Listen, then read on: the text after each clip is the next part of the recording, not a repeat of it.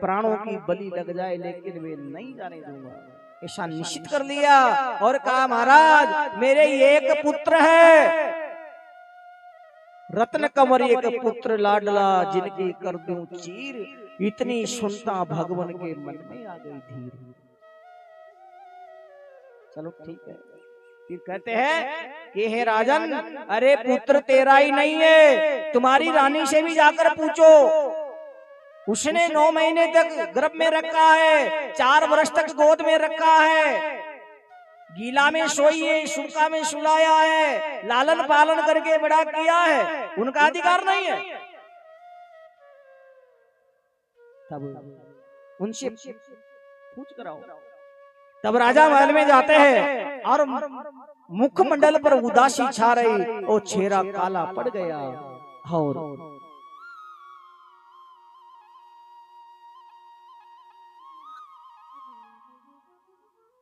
मन में कई विकार आते हैं।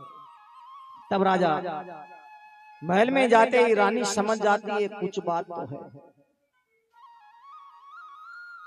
तब रानी पूछती है, राजा पहुंचे महल में, रानी पूछी बात सजनो, रानी पूछी बात।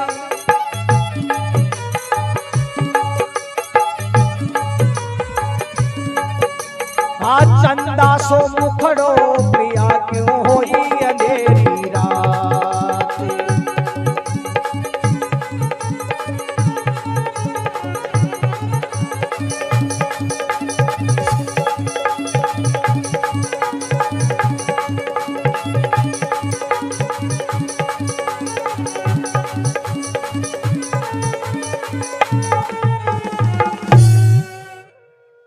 राजा पहुंचे महल में, रानी पूछी बात, चंदा सो मुखड़ो पिया क्यों होई अंधेरी रात। आपका मुखमंडल काला क्यों पड़ गया स्वामी, क्या बात है? क्योंकि स्त्री अर्धांगिनी होती है, स्त्री अपने जीवन संगिनी है, जीवन भर साथ निभाने वाली होती है। तब कहा यदि आपके ऊपर कोई संकट आ रहा है तो मुझसे कहिए, मैं आपके दुख को दूर करूंगी स्वामी, बता दीजिए आपके मुखमंडल पे उदासी क्यों आ गई, कैसे आ गई? तब राजा ने कहा, हे प्रिय, अपने दरवाजे पे कोई संत वेश में काल बनकर आ गया, भोजन का निमंत्रण दिया था, लेकिन उनके साथ सिंह है, मनुष्य का मांस को मांगता है। तब रानी ने कहा मेरा शरीर कोई काम नहीं आएगा, मेरी चीर कर दीजिए। कि हे रानी, ये तो पहले ही बोल दिया, नहीं मानो, वो पुत्र को मांग रहे हैं। तब कहा, हे स्वामी, किसी का प्राण लेने का अधिकार किसी को नहीं होता है, प्राण दाता परमात्मा है, प्राण लेने वाला भी परमात्मा है। ये कैसे कर सकते हो? यदि आपने पुत्र को मरवा दिया तो आपका राज मुकुट कहां रहेगा, आपका उत्तराधिकारी कौन रहेगा, बताइए। तब राजा रानी सोचने लगे और राजा ने कहा, हे प्रिय, अब तुम जाकर के पुत्र से जाकर पूछो उनकी क्या इच्छा है। तब जाकर के रानी अपने पुत्र के पास में जाती है। 8 वर्ष की आयु का बालक नींद में पलंग पर सो रहा था, माता ने जाकर के जगाया, हे पुत्र उठो, हे मेरे लाल, नींद आज इतनी नींद क्यों आ रही है, उठो बेटा।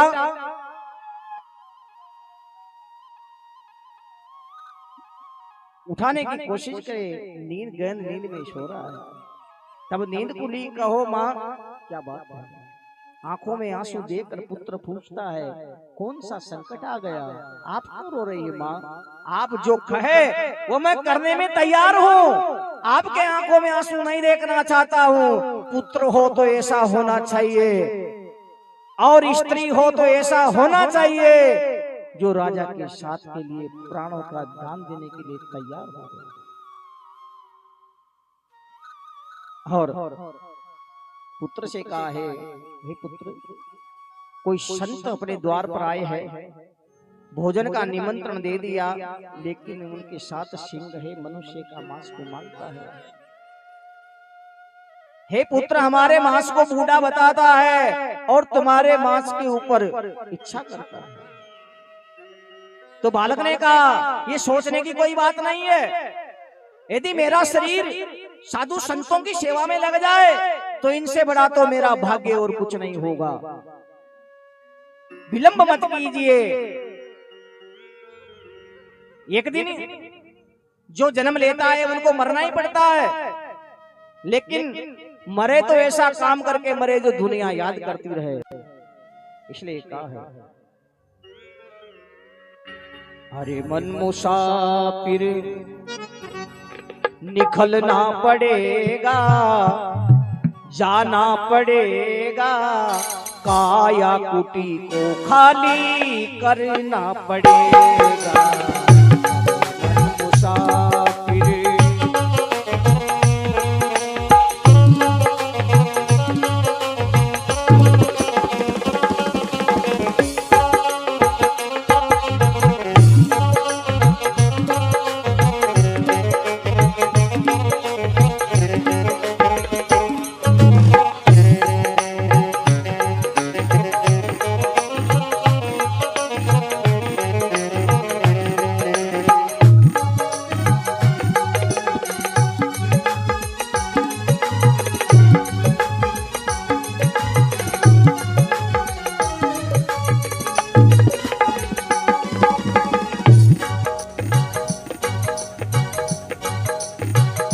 भाड़े की क्वार्टर को तू क्या संभाले, किराया की क्वार्टर को तू क्या संभाले, एक दिन तुझे घर का मालिक निकाले, एक दिन तुझे घर का मालिक निकाले।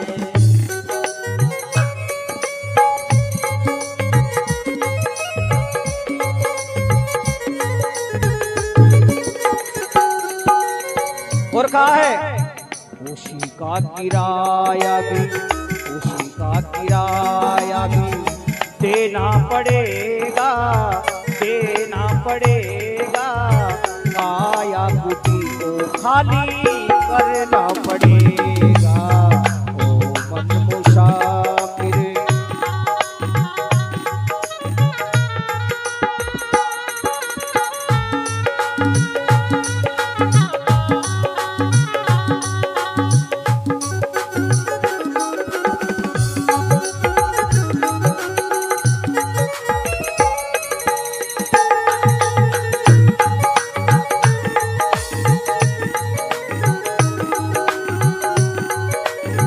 जय भोले।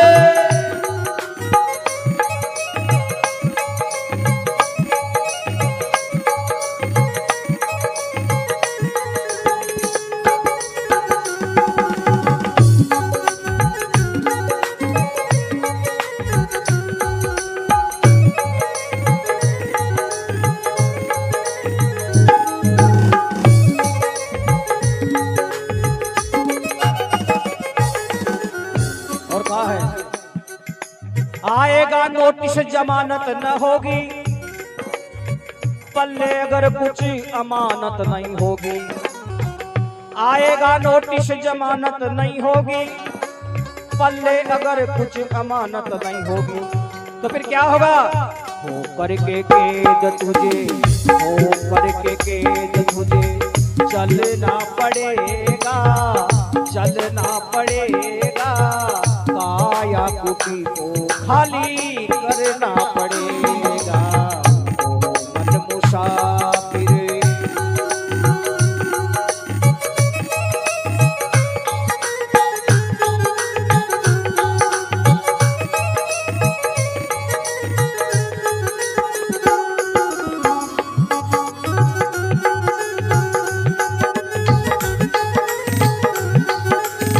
जय जय भोले।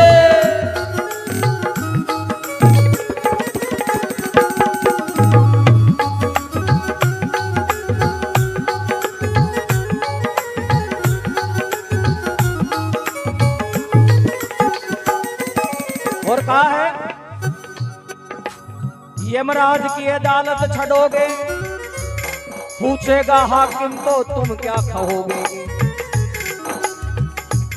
जब यमराज की अदालत तुम छड़ोगे, पूछेगा हाकिम तो तुम क्या कहोगे। और कहा है पापों की अगेनी में, पापों की अगेनी में जलना पड़ेगा, जलना पड़ेगा, काया कुटी को खाली करना पड़ेगा।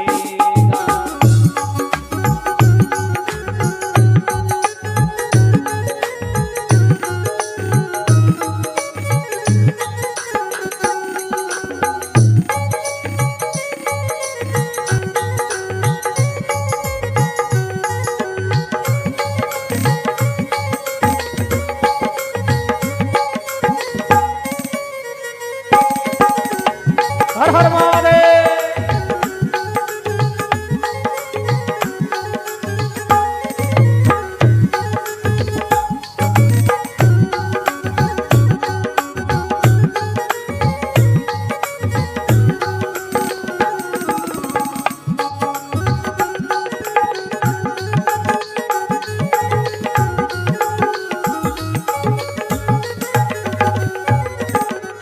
और कहा है मेरी मत मानो यमराज तो मनाएंगे, हो मेरी मत मानो यमराज तो मनाएंगे, और तेरे कर्म दंड तुझे मार कर भगाएंगे, वो तेरे कर्म दंड तुझे मार के भगाएंगे।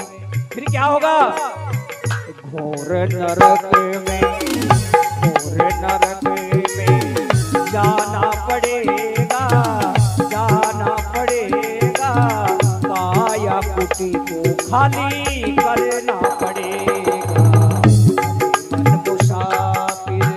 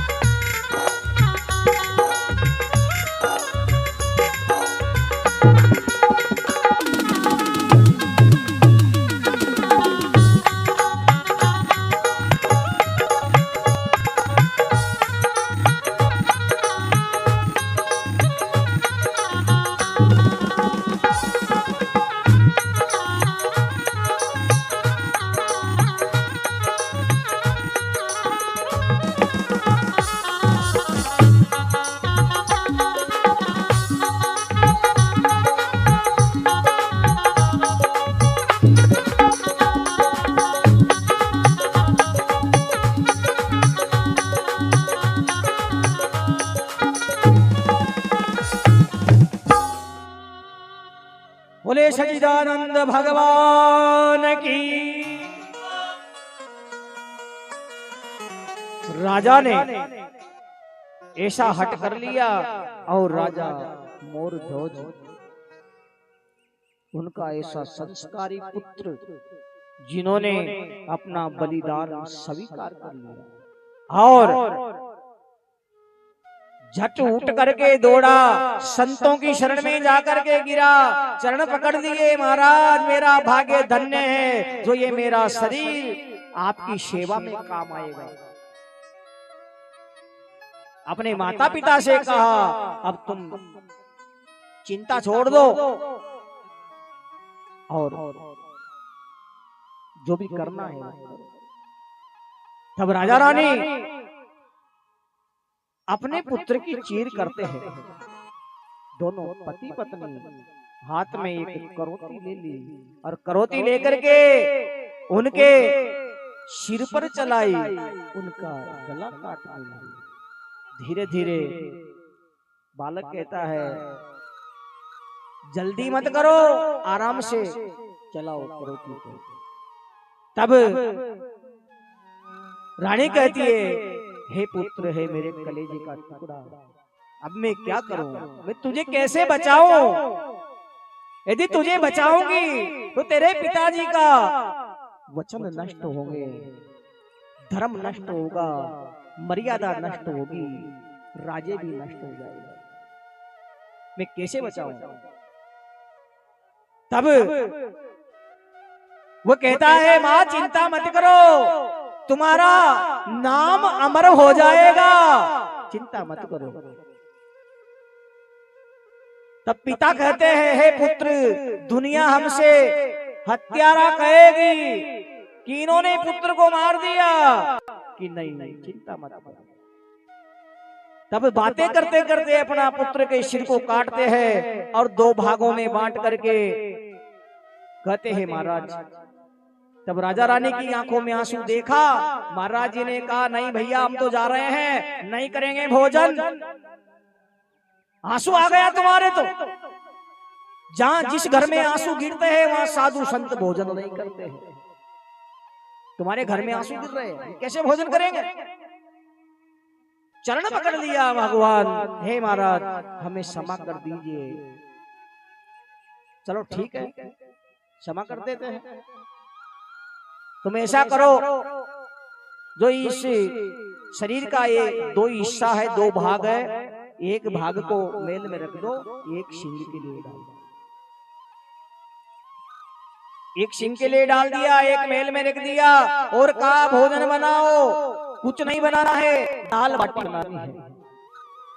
चलो ठीक है, राजा रानी ने दाल बाटी का भोजन तैयार किया और तब भोजन के लिए पत्तल लगाई, भोजन के लिए बैठे तो संत और भक्त दोनों बैठ गए और इधर राजा रानी बैठ गए। तब पत्तल लगाई चार। तब महाराज जी ने कहा एक पत्तल और लगाओ। कि भगवान वो किसकी है? ये महाराज वो किसकी पत्तल है? कि तुम्हारे पुत्र की। ये मेरे पुत्र तो आपने चरवा दिया, आपने मरवा दिया, आप क्यों मजाक बनवा रहे हो? जो होना था वो हो गया, आप प्रेम के साथ में भोजन कीजिए। कि नहीं। तब 5 पत्तल लगवाई, भोजन परोस दिया और कहा ये राजन तुम्हारे पुत्र को आवाज लगाओ। तब राजा के मन में बहुत बड़ा दर्द हुआ, ये संत हमारी मजाक बना रहे हैं, लेकिन चलो ठीक है। आवाज लगाई और पुत्र महल से उतर कर आ गया और अपने माता पिता संतों के चरण में प्रणाम किया। भक्तों की भक्ति में इतनी शक्ति है, भगवान बड़े नहीं है, भक्त बड़े हैं। भगवान तो भक्तों की डोरी से बना हुआ है। क्योंकि तब लाइट आती है तो लट्टू जल जाता है। ये लाइट हमारे यहाँ नहीं है, लाइट का केंद्र तो जयपुर है। लाइट जयपुर में बन रही है और हमारे यहाँ लाइट जल रही है, क्योंकि वहां से तार लगा हुआ है इसलिए लाइट जल रही है। इसलिए हमारा तार उस परमात्मा से लगा रहे तो हमारा जीवन सुखमय चलता रहेगा, कोई बाधा नहीं आएगी, कोई संकट नहीं आएगा और भगवान का आशीर्वाद बना रहेगा। भगवान का आशीर्वाद बना रहेगा। ये शिव महापुराण कथा का सार है। तब भगवान ने दर्शन दिया राजा रानी को और कहा ए प्रभु आपने हमारी परीक्षा ली, इतना क्यों किया? भगवान अपने रूप में आए और कहा भक्तों की परीक्षा होती है, भक्तों के अंदर भक्ति भी है, कोई दिखावा है, क्या है? परीक्षा ली और राजा रानी ने कहा भगवान जो आपने परीक्षा ली है, हमने आपकी परीक्षा को स्वीकार कर लिया। कलयुग में किसी के साथ भी मत करना, न कोई पानी का लोटा भी नहीं पिलाएगा, पानी भी नहीं पिलाएगा। और भगवान ने कहा कि मेरे भक्त मेरे लिए सब कुछ करने में तैयार है। कलयुग क्या कैसा भी युग आ जाए, जहाँ भक्त नाम गुण जाप करते हैं मैं उनके साथ रहता हूँ और अपने भक्तों की इच्छा पूर्ण करता हूँ। बोले शंकर भगवान की। इसलिए कहा है डमरू वाले बाबा तुझको आना ही होगा, हो डम डम डमरू बजाना ही होगा। डमरू वाले बाबा तुझको आना ही होगा, डम डम डमरू बजाना ही होगा।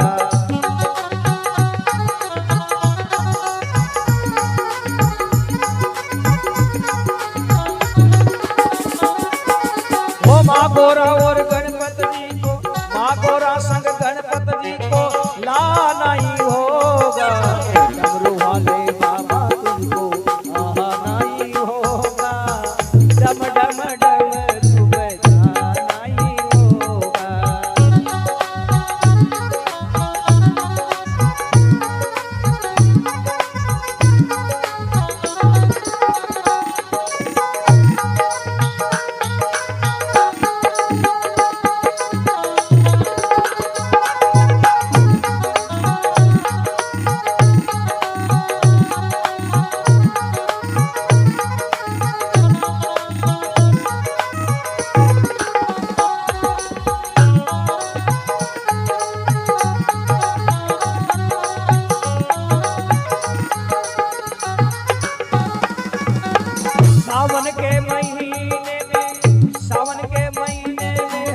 कावड़ लेके आएंगे, पावन गंगा जल से बाबा तुमको दिलाएंगे।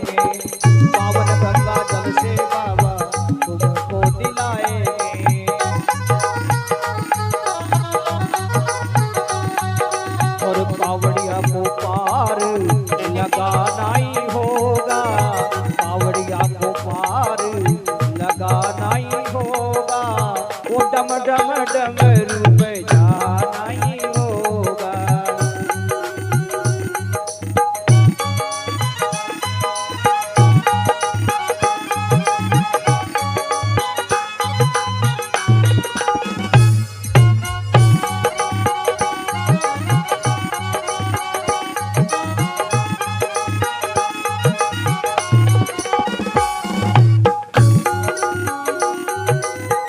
जय जय भोले।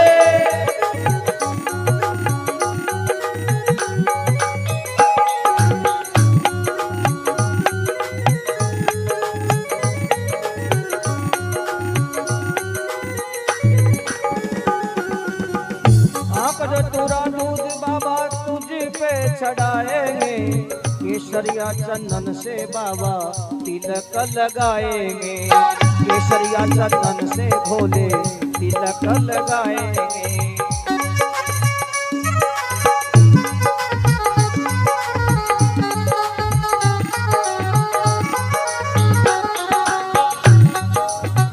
भक्तों का कष्ट मिटाना ही होगा, भक्तों का कष्ट मिटाना ही होगा।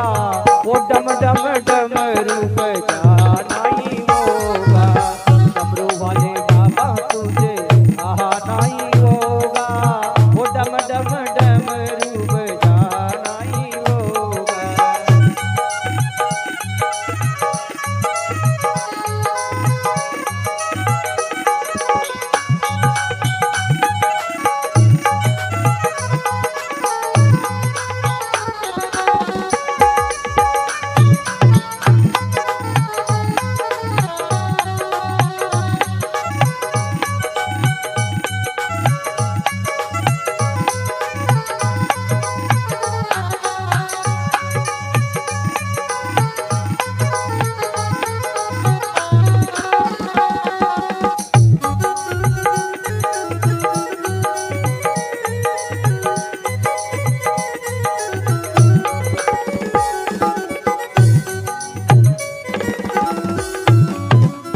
बोलिए शंकर भगवान की जय। धन्य है भोलेनाथ की लीला बड़ी अपार है और किसी ने पार नहीं पाया।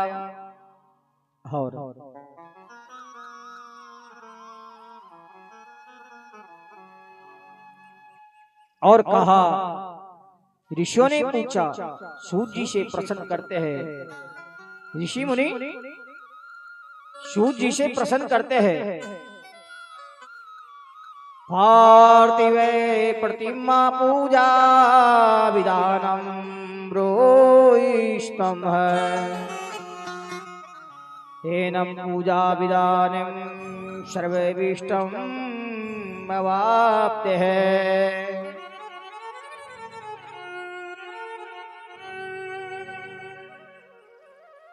सुतादुष्टं प्रष्टं व्युमन्तादि सदा सर्वार्थदायकं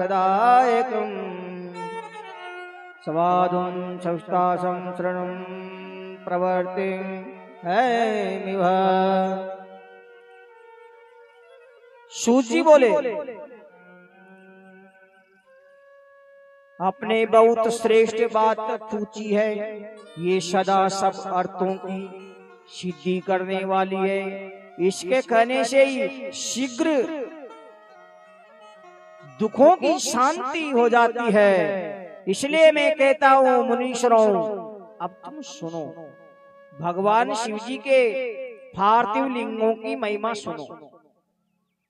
और क्योंकि पवित्र क्षेत्र है, जैसे गंगा आदि नदियों के तट पर अनेक तीर्थ है और उन तीर्थों में शिवलिंग है, शिव जी वहां विराजमान है। और सरस्वती नदी बड़ी पवित्र है, इनके तट पर निवास करने वाला व्यक्ति ब्रह्म पद को पाता है। हिमालय से निकली हुई गंगा जी 100 मुख वाली है। कितने मुख है गंगा जी के? 100 मुख। 100 मुख वाली गंगा जी है, पतित पावनी है। उनके तट पर शिव जी का पूजन करने से, वहां निवास करने से ये जीवन भवसागर से पार हो जाता है, लक्षों राशि से आना जाना मिट जाता है। और काशी आदि क्षेत्र है, वहां निवास करना चाहिए। सोनभद्र के तट पर निवास करने से गणेश पदवी मिलती है। 24 मुख वाली नर्मदा जी नदी है, उनके तट पर जो निवास करता है वैष्णव पद को प्राप्त होता है। तमसा, रेवा, गोदावरी नदियों के तट पर निवास करने से ब्रह्म हत्यारा भी ब्रह्म हत्या से मुक्त हो जाता है, सभी पापों से छुटकारा ले लेता है। इनके अलावा कृष्णा वेणी, ब्रह्मलोकदायिनी तथा भद्रा और ब्रह्मलोक से गिरे हुए लोगों को अपने तट पर जन्म देती है। सरस्वती, पंपा, कन्या, रेवा, कावेरी आदि सभी नदियां पुण्यदायक है। ये सभी क्षेत्र शिव लोक देने वाले तथा अभीष्ट फल देने वाले क्षेत्र हैं। इन क्षेत्रों में जाने से मन पवित्र होता है और स्नान, ध्यान, जप, तप, पुण्य करने से मनुष्य पुण्यशाली बन जाता है। सूजी कहने लगे, मुनीश्वरों, नरक और स्वर्ग में ले जाने वाले 2 प्रकार के कर्म है, क्योंकि सदाचार और अधर्म, सदाचार और व्यभिचार। सदाचार करने वाला व्यक्ति सदा सुखी रहता है और व्यभिचार करने वाला व्यक्ति नरक में जाता है। इसलिए सूजी ने कहा, मुनीश्वरों, सभी वर्णों के लोगों को जल्दी उठना चाहिए। जल्दी उठ करके अपने बिस्तरों में